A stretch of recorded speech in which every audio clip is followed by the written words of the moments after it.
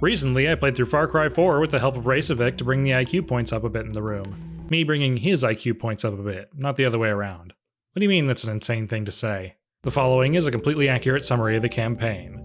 Trust me. The game begins with a text slideshow telling us our mother's last wish is to be buried far away from where her son lives, and we fade into a bus where we're holding our mother's ashes because we burned her alive for suggesting that we're less than an agreeable person to live with. We meet a few other strangers on the bus and get off at a stop to meet a small metal robot and find a vault. No, wait, wrong script. The bus gets stopped by the local homeowners association because it's the wrong shade of rusted, so they attack us, but it turns out it was all a misunderstanding, and Christian Max apologizes for the interruption by firing his assistant and taking us to dinner. He even takes a selfie with us. What a nice guy. Cut to dinner, where Christian Max introduces us to Paul and whoever this other guy is, who weirdly interrupts the dinner conversation by texting. So Christian Max ejects him from dinner and says he'll be back in a little bit, so we're gonna wait around for him like a good dinner guest. You know what's funny about this ending is this is the canon ending to Far Cry 4.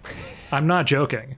Yeah, it makes sense. It makes sense. Like, it makes more sense than the original game storyline. Like, because as a video game protagonist, it's been a long time since I actually played through Far Cry 4, but I remember even back when I played this, back when it came out, I thought that AJ was just like one of the worst FPS protagonists because there's just no identity to who he is. Like, it's almost as if I don't like blank slate characters. I feel like he would have been better off, at least in the context of the other story they were telling, as a blank slate. Like, his character fits this ending in this story. Yeah, which is funny because it's just 15 minutes of sitting around.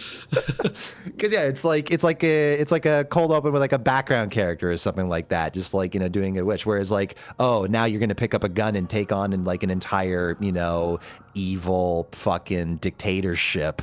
I don't really know. That's a bit more of a stretch. Because Far Cry 3's like protagonist was just like annoying douchebag guy, but he had like his whole shtick made sense because his friends were kidnapped and his brother was killed and he wants revenge. When people dislike Jason Brody, I get it, but at the same time, I also feel like that isn't, not to go like, oh, it's the point, but it's more just like, again, as you say, it fits. Like Jason Brody's, the whole buildup of the game is California, you know, dude bro douchebag goes and becomes a psychopath. I don't think their original intention was to make Jason Brody like an unlikable character, but in recent years, they've definitely leaned more into that. I don't know if you've seen any of the like Voss DLC for Far Cry 6. You actually are Voss when he gets killed by Jason in that, and you can see he's like sick psycho smile while he's doing it, like he's completely lost his fucking mind. I feel like that probably does meet with their, because I mean they also had the flashback levels in Far Cry 3, and they even kind of pinned the idea that it was Jason that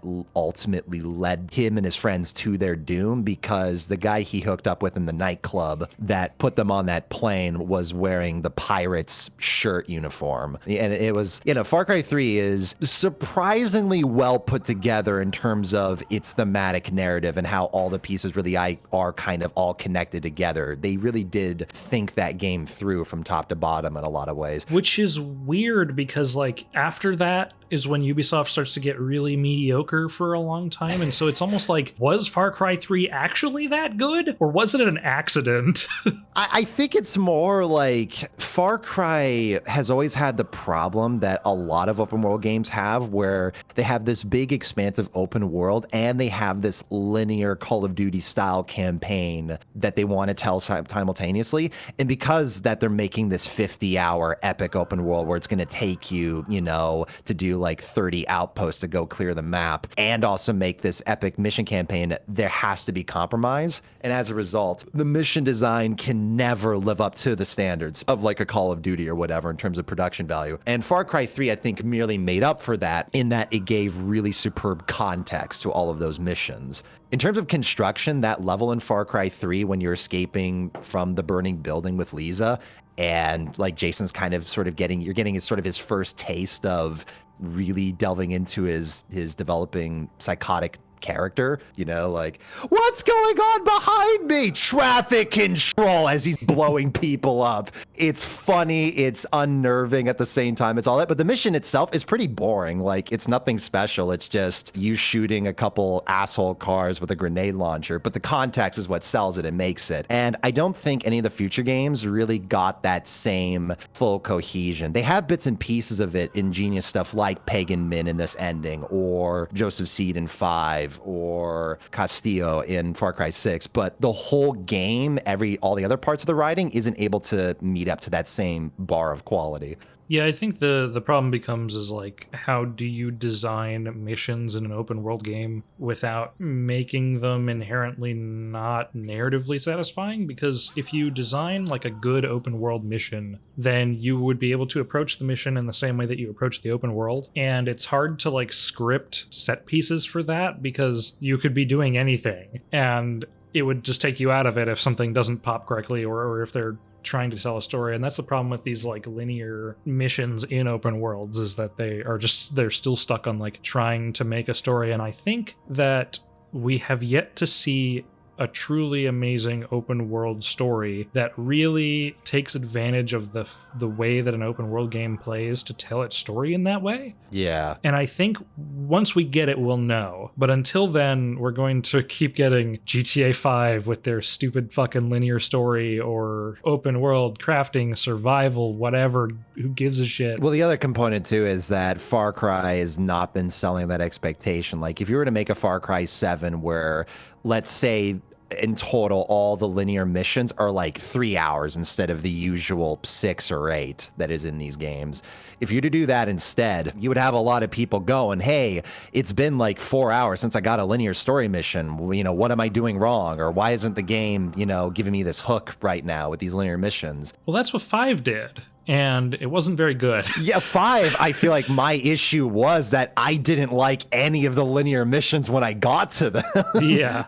Five's whole thing of like, all right, you've got your linear mission, now we dump you out in the open world, and you have to reach the next checkpoint by doing activities, could work. I just think the presentation is a little clunky and the missions that you get to suck. I remember that one of the components I hated the most was the time where they're supposed to hunt you down and drug you and then kidnap you to go to the next linear story mission, but I happened to be in the middle of a puzzle when that happened. So like I'm underground solving this environment puzzle as I hear a helicopter firing its chain gun into the ground. We got kidnapped while we were in a plane.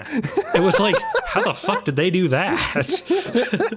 Yeah, it's like, it was just like, guys, I understand the idea. Like, it's cool on paper, but fuck me. I don't see what was wrong with what they did in Far Cry 3. Where in Far Cry 3, they told you, hey, go to this APC and steal it, and then surprise, it's Voss, and he knocks you out. That was perfectly effective, and it makes way more sense than kidnapping you from a plane or an underground bunker or whatever. There's another sense of narrative dissonance that a lot of open world games have, where they have this false sense of urgency that you have to get to the next mission to be able to do something. Skyrim. Where, like, if they do it right, and there are some games that do it right, the urgency comes when you start the mission. So between missions, they give you some excuse to have downtime, so you don't feel like you need to go to the next mission until you're ready. And then when you're locked in, then it makes sense to have some urgency. I'd love to like do research or a paper on like how either Dead Rising, the original, or they talk about the dialogue system in Alpha Protocol. There's so many fans and people who really love that. But then when you get like people that are used to other games, other AAA games into those, they really hate the timers and they really hate being under pressure during dialogue sequences to make a decision right now and consistently. Like, people really don't like being under stress while playing the games. And I do get that, because the other thing too is I feel like most people that have been playing games for a long time, like myself and other people, we want that pressure because we've been playing these things for 20, 30 years. And it's refreshing for us when we play a game and it's like, hey, you got to make a decision now or you're going to fucking pay the cost for it. Yeah, I can understand somebody liking that. I'm personally fall into the category of not liking it, because when I play a game, I want to approach it at my own pace. And when they add those timers and things, it feels like the developer wants you to do it at this pace. And if you don't do it at that pace, you're doing it wrong. And that's why it feels bad, because it feels like you're not doing it correctly. And when a game like flat out is telling you you're not doing it correctly, then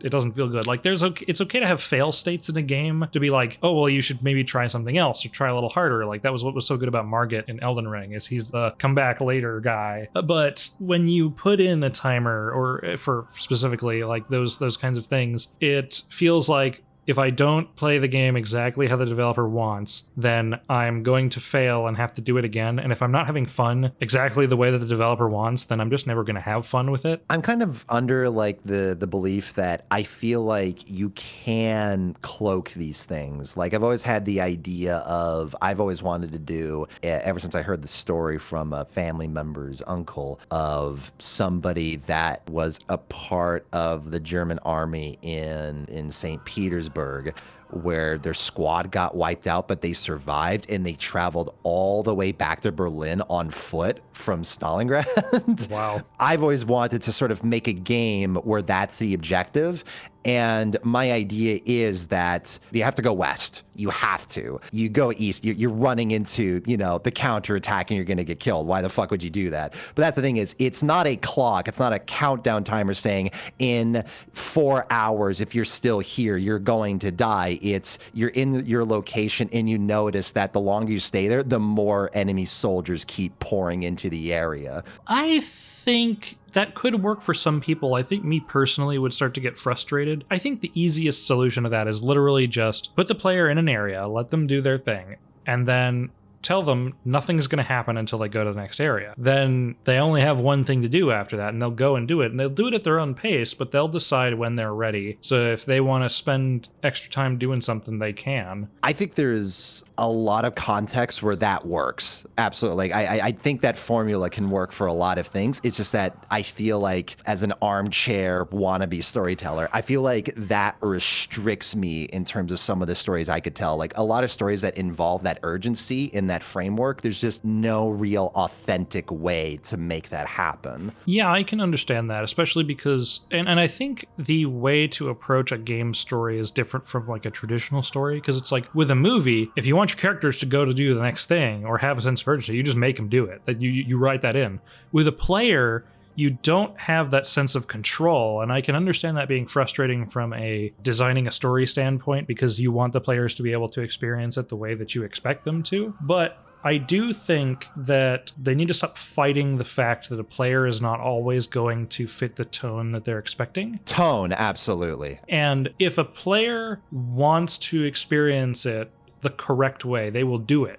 But if a player wants to have fun, they will try to make fun. And they just developers just need to stop fighting that feeling and embrace the fact that the player wants to have fun. And you can sort of guide the player by like not giving them anything else to do so that they will move on to the next thing and not try to just mess around. But like, if you give me stuff to fuck around with, I'm gonna fuck around with it. It doesn't matter if the tone of the game is completely ruined, because I think it's fun. That I absolutely agree with. Like it's in that idea that I just pitched about, if you stay in this area, you're gonna get more and more enemy reinforcements. I totally envision like a YouTube video of somebody literally waiting like 3 hours until the area is like packed wall to wall, and then showing a gameplay video of them escaping because they're just that good at the game. I'm totally cool with that. Like that's perfectly fine. It's the kind of thing of like, when someone shows like, hey, here's the ending of Halo Reach, but I don't get killed for like half an hour.